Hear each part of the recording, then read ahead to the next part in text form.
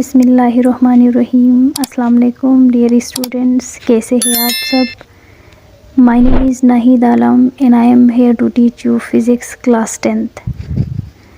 तो आज हम पढ़ने जा रहे हैं इलेक्ट्रोस्टैटिक्स, जिसका टॉपिक है कूलम्ब्स लॉ। डियर स्टूडेंट्स, किसी भी टॉपिक को पढ़ने से पहले आप उस टॉपिक के बारे में 5 to 10 मिनट्स सोचें, क्योंकि फ़िज़िक्स के अंदर 75% टॉपिक्स ऐसे हैं जिनके नाम से ही ज़ाहिर हो जाता है कि आप उस टॉपिक में किस चीज़ के बारे में पढ़ना चाह रहे हैं, और 20% आपका जो कॉन्सेप्ट है वो आपके पास उसी टॉपिक से ही क्लियर हो जाता है। जैसे कि आपके पास कूलम्ब्स लॉ है। कूलम्ब्स देखिए, अभी चार्ज का भी ऐसा यूनिट है और कूलम्ब्स एक साइंटिस्ट का भी नाम है। तो इससे ज़ाहिर हो जाता है कि कूलम्ब्स ने चार्ज के रिलेटेड कोई ना कोई इंफॉर्मेशन दी होगी, तभी तो इसका नाम कूलम्ब्स लॉ रखा हुआ है।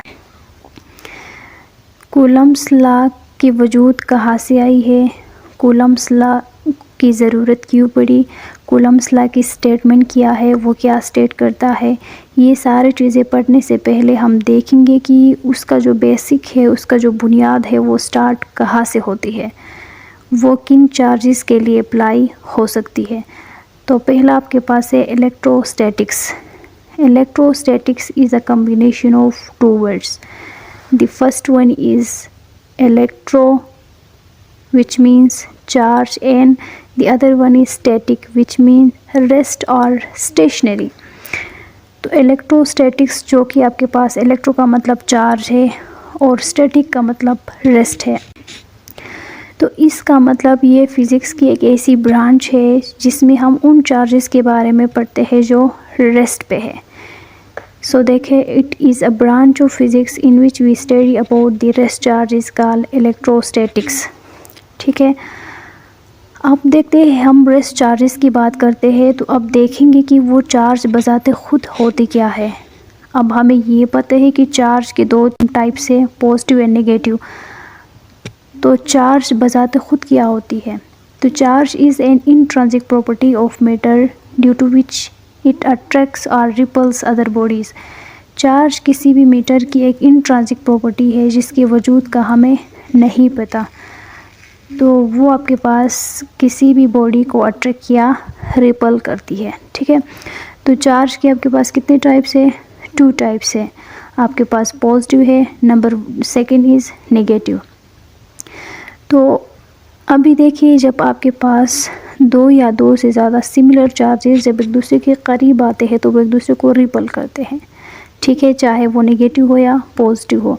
और जब 2 अपोजिट चार्जेस एक दूसरे के करीब आते हैं तो वहाँ पे क्या हो जाती है, अट्रैक्शन हो जाती है। तो इनके बिटवीन कोई ना कोई फोर्स है जिसको हम फोर्स ऑफ अट्रैक्शन या फोर्स ऑफ रिपल्सन कहते हैं। इसकी वजह से ये 2 चार्जेस है ये एक दूसरे से अट्रैक्ट करते हैं या एक दूसरे को रिपल करते हैं। तो इस फोर्स की मैग्नीट्यूड को कैलकुलेट करने के लिए कूलम्ब्स ने लॉ दिया। ठीक है, तो जो कूलम्ब्स लॉ है उसको हम कहाँ पे यूज़ करते हैं, हम उन्हीं चार्जेस के बिटवीन जो फोर्स ऑफ अट्रैक्शन या फोर्स ऑफ रिपल्सन है उसकी मैग्नीट्यूड को हम डिस्क्राइब करने के लिए हम किसका सहारा लेते हैं, कूलम्ब्स लॉ का सहारा लेते हैं। अब देखते हैं कि ये जो कूलम्ब्स लॉ है इसको किसने डिस्कवर कर लिया है। ठीक है, तो The quantitative measurement of electrostatic force was investigated by Charles Coulomb in 1785 and he put forward a law known as Coulomb's law।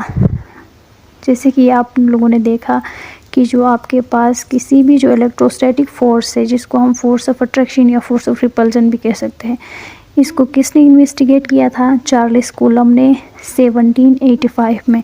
तो इसने इसीलिए इसका नाम कूलम्ब्स लॉ रखा हुआ है। ठीक है, अब देखते हैं कि ये लॉ हमें क्या बताता है, ये लॉ हमें क्या स्टेट करता है। Statement, it states that the force of attraction और repulsion between 2 point charge is directly proportion to the magnitude of product of charges and inversely proportion to square of distance between them. तो जो आपके पास Coulomb's law है वो आपको ये state करता है कि उन किसी भी 2 चार्जेस के बिटवीन फोर्स ऑफ अट्रैक्शन या फोर्स ऑफ रिपल्सन है। ठीक है, तो वो magnitude of product of charges के साथ डायरेक्ट रिलेट करता है। यानी कि आप जितने ज़्यादा अमाउंट ऑफ चार्जेस लेके आएंगे, फोर्स ऑफ अट्रैक्शन या फोर्स ऑफ रिपल्जन उतनी ही ज़्यादा होती चली जाएगी। जितनी कम लाएंगे फोर्स ऑफ अट्रैक्शन और रिपल्जन उतनी ही कम होती जाएगी। ठीक है, बहुत सारे चार्जेस को लेके आएंगे तो उनमें आपके पास एक दूसरे को अट्रैक्ट करने या रिपल करने के लिए फोर्स भी ज़्यादा चाहिए होगा। ठीक है, तो which is inversely proportion to square of distance between them, और उनके दरमियान जो डिस्टेंस है उसके साथ इनवर्स रिलेट करता है। क्योंकि आपके पास जितने ज़्यादा उनके दरमियान जो डिस्टेंस है उनको आप बढ़ाते जाओगे, फोर्स ऑफ अट्रैक्शन या फोर्स ऑफ रिपल्जन कम होती जाएगी। ठीक है, बॉडीज़ एक दूसरे को कम अट्रैक्ट करेंगे या कम रिपल करेंगे। ठीक है, तो जो आपके पास उनके दरमियान जो डिस्टेंस है उसके स्क्वायर के साथ उसकी जो रिलेशन है वो इनवर्स है। अब इसको मैथमेटिकली देखते हैं। फोर्स, फर्स्ट जो स्टेटमेंट था उसका था force is directly proportion to magnitude of product of charges. ठीक है, ये आपका इक्वेशन नंबर 1 है। और force is inversely proportion to square of distance between them, ये आपके पास क्या है, इक्वेशन नंबर 2 है। अब देखें, ये आपके पास किसी क्लास का बच्चा है, फॉर एग्ज़ाम्पल सलीम है।